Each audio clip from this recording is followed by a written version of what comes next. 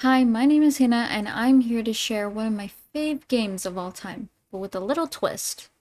I will be explaining to you the world of Spyro within 20 minutes. So if you don't know Spyro, here are the Sparks Note version of what it is, and I do not mean to make a pun there because Sparks the Dragon. Anyway, I hope you guys enjoy the world of Spyro and enjoy this new series.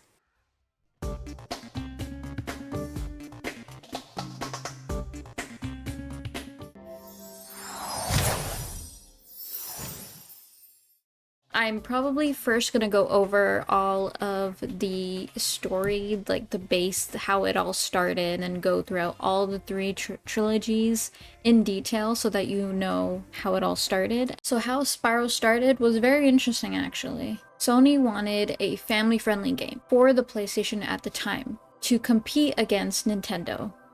But the PlayStation games that were on currently on the console were like Silent Hill, Resident Evil, which were high-rated games not made for kids. In 1994, Ted Price, whose true passion was video games, as much as he hated programming, he would find himself programming throughout his whole day job, until eventually he met Alex Hastings. Alongside Alex Hastings was his brother, and that's what kind of started Insomniac Games. Now, there's a lot of info with how they met that I kind of skipped on, but I think there's a great video that you guys should check out. It goes more into detail about how the relationship started, how the programming started, how the characters looked more in detail, like more behind the scenes in details. I'm kind of cramming in the little things because it's a Sparks Notes version. But if you want to know all of that in detail, I recommend watching the story of Spyro the Dragon, made by The Gaming Historian here on YouTube. I will put the link in everything. Every source that I use will be put in the bio today.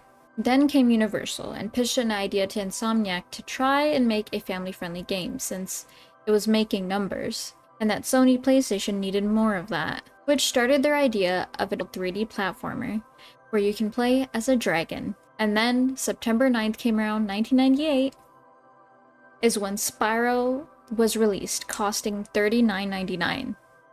I know, crazy. I can't even wrap my head around it. It is 2025 and games are almost $100.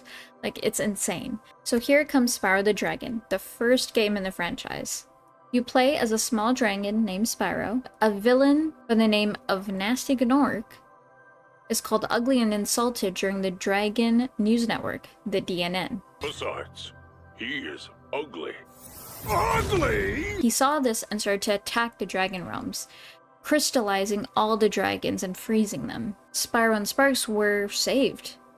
According to Spyro Wiki, it was because Spyro was short. But you know, we love our short king. Spyro then started to save the dragons through all the realms. Not only unfreezing the dragons, but also taking care of all the treasure, small dragon eggs along the way as well. You then travel back to finally beat Gnasty Gnorc. This time you're in a dungeon and you're basically chasing him down until you finally beat him. You're toast, Gnorc. What about Gnasty Gnorc? Nasty Gnorc is toast. So now there's order again in the Dragon Kingdom? Well, mostly. I've still got some treasure to pick up. What will you do next? I'd say the sky's the limit. Then rolled around November 2nd, 1999, is when Spyro's Ripto Rage was released. Spyro declares that he wants to go on vacation. He locates the portal to the Dragon Shores realm and decides to enter it. Sparks, you up for a vacation at the beach? However, Almost. Just a few more adjustments to these orbs and... Maybe this isn't such a good idea. Bringing a dragon here could just make Ripto angrier. Calm down, Hunter. he finds himself landing in the realm of Avalar, intercepted by the Professor, Hunter, and Elora, building a portal. Prior to Spyro going through this portal, the Professor kind of activated and allowed in a small sorcerer.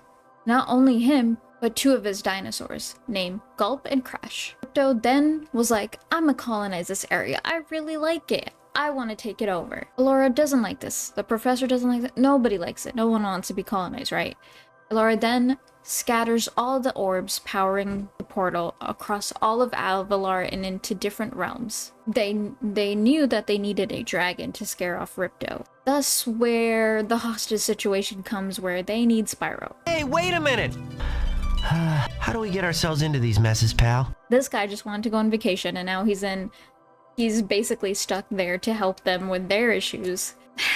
Just give him a break, come on. Anyway, hostage situation starts. Spyro is now stuck there to try and save the world. As Spyro gets to Avalar, majority of that realm is already taken over by Ripto, causing war between realms, war between different races within those realms. Spyro is then there to recover not only the talismans, but also fight more to spread peace. What a world we live in, guys. Spyro successfully defeats Ripto and is returned back to Dragon Shores. Hostage situation over. And that's basically the end of the second game. Then comes around October 10th, 2000. The third game in the series, Spyro Year of the Dragon. The game opens with the aftermath of the Year of the Dragon celebration in Dragon Realms. The event takes place every 12 years. New dragon eggs are brought into the realm. As all the dragons were sound asleep, a cloaked bunny rabbit comes walking in, named Bianca. Bianca invades their realm through a small hole and brings in Rhinox to take all the eggs.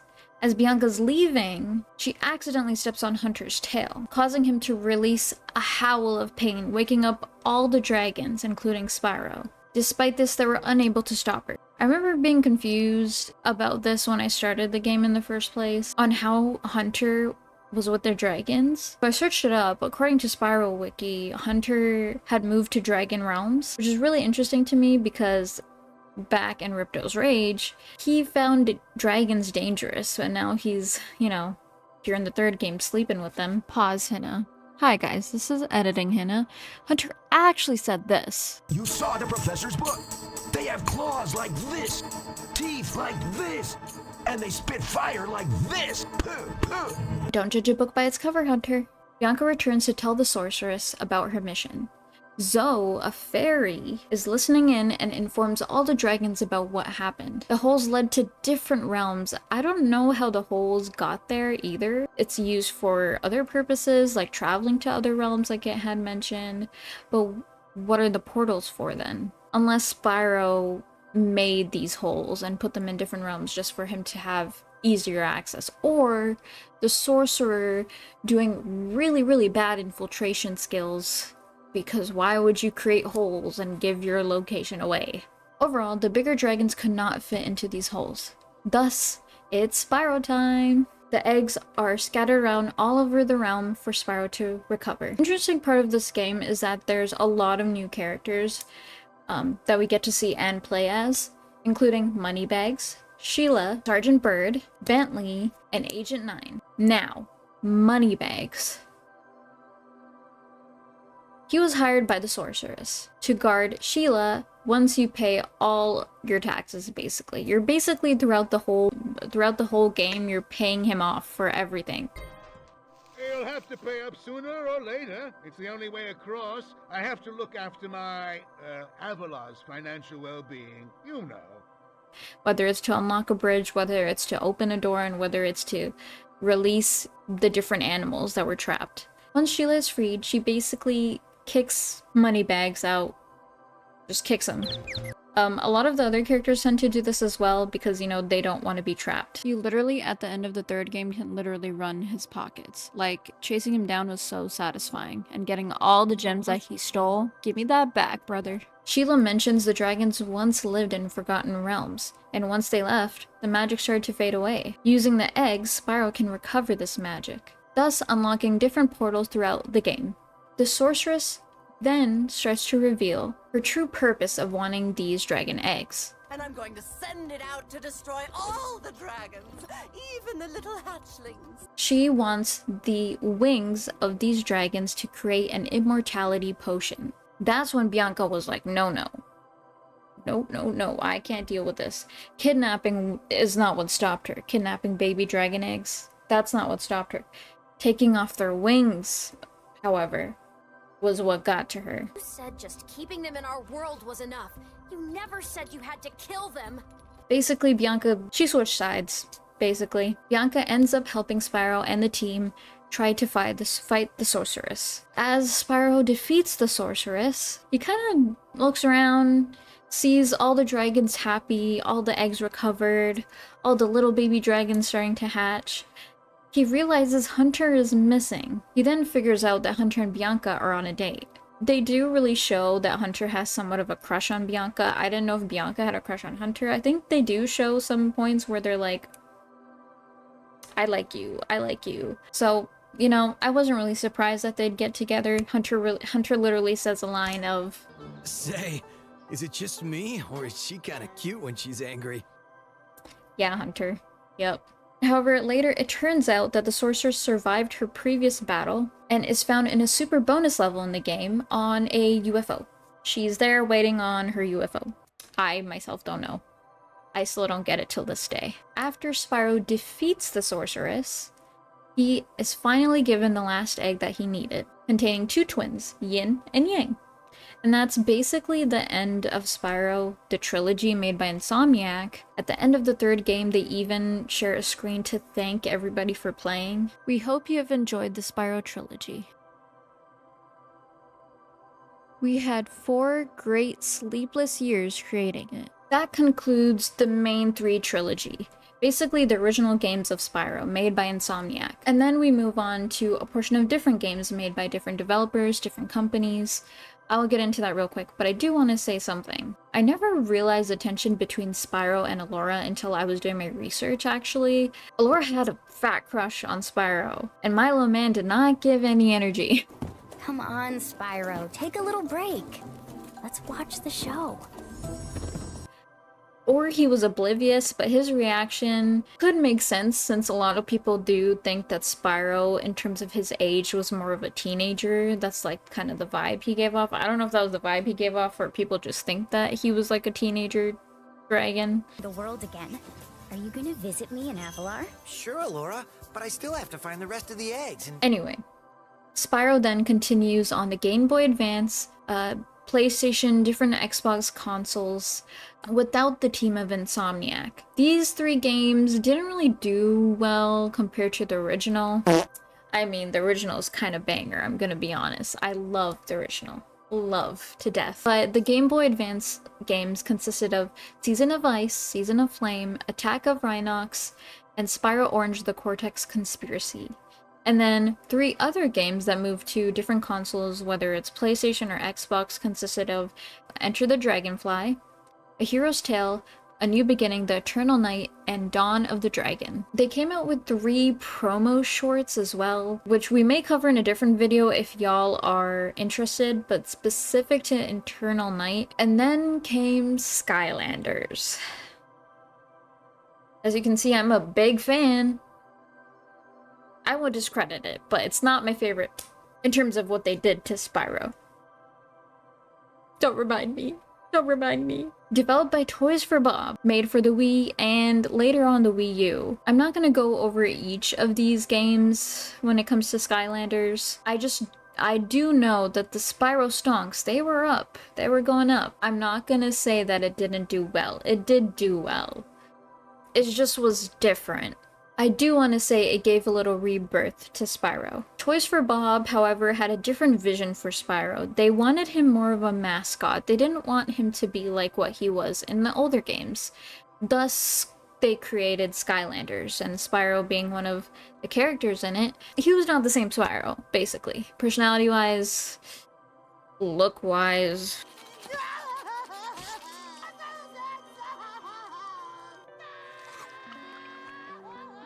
The mix of Skylander toys and unlocking things mid-game through those toys, it's kind of back in the day the amiibo, I would say, where you can just scan in a character. It might not have popped off for a lot of the old Spyro fans, but it did grab a whole new consumer base.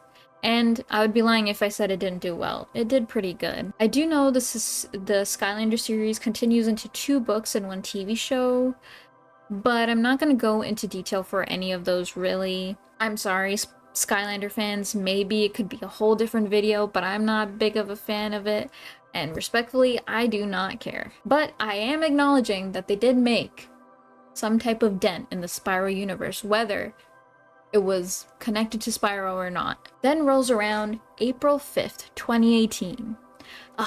where Toys for Bob released a screenshot of Spyro, but it was the old design, way better looking. So I later found out that Amazon India was the one that released like a listing of the game, and that's how people's rumors stirred up even more and kind of gave it more substance to what the rumors were. And it was rumored that it was based off the 3 original games that we talked about earlier. Let's just say I was so excited. Let me tell you guys, I pre-ordered this game on my PlayStation. I later on, when it released, or like when I got other consoles, I have it on the Switch.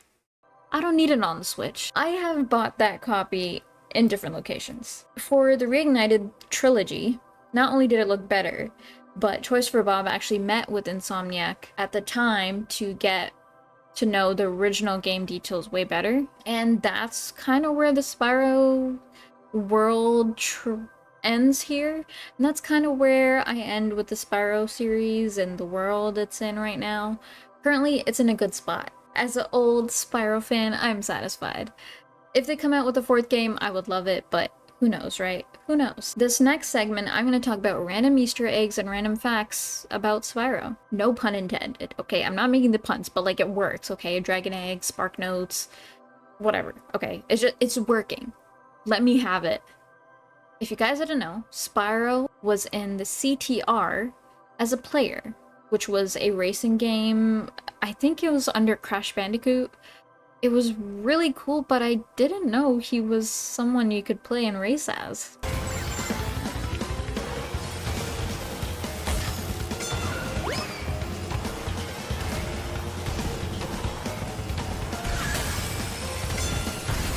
The Japanese covers for Spyro the Dragon, the original first one, in katakana it spelled out Ripto, which gave the developers of Insomniac the name of the villain in Spyro Ripto's Rage. Did you know Spyro almost had a movie? The Legend of Spyro. It was supposed to be a movie, and then it basically got cancelled. There was no trailers, no updated information, no commercials that ever aired, but 13 years later, the actual script ended up dropping online, and like, you can literally go on probably Spyro Wiki and read the whole movie if you wanted to. If you have an original copy of the Spyro game, so the original PlayStation 1 copy, you can find in the manual of the first game a purple dragon with a medal on his neck. But he's not small, he's large, he's a bigger dragon, he looks older.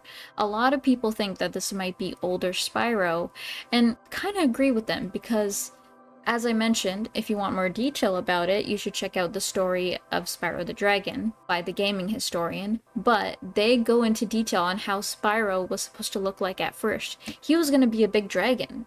So, in my head, with this fact, I really do think that was Spyro, but his original form, before he became a small little guy. And if you want to know the story about that, check out that video. It really goes into detail and is very interesting, actually. In conclusion, I hope you guys enjoyed this new series that I thought I'd do. As much as I have so much love for nostalgia games, I also want to share the love and the world to you guys, because I want you to play it. I think it's a cool game. You guys should definitely check it out. This game for Insomniac basically started up what they are now. If they didn't have this purple dragon, they might not even be a company right now. So I just want to thank Insomniac for making Spyro and using their brains and being creative and putting in so much work to this masterpiece of a dragon. We went over the rise, the fall, the reincarnation of the trilogy made by Toys for Bob. I just want to say thank you for watching, and I hope you guys find this series really, really cool. I won't just be diving into video games, I kind of want to also dive into movies and shows. So if you are interested and if you want to suggest another world of blank, I thought this was fun, you know? Not only is it a challenge for me to see if I can squeeze all this information within a certain amount of time, I loved researching about it, and I love sharing it with all of you. So thank you so much for watching, and I'll see you guys in the next one.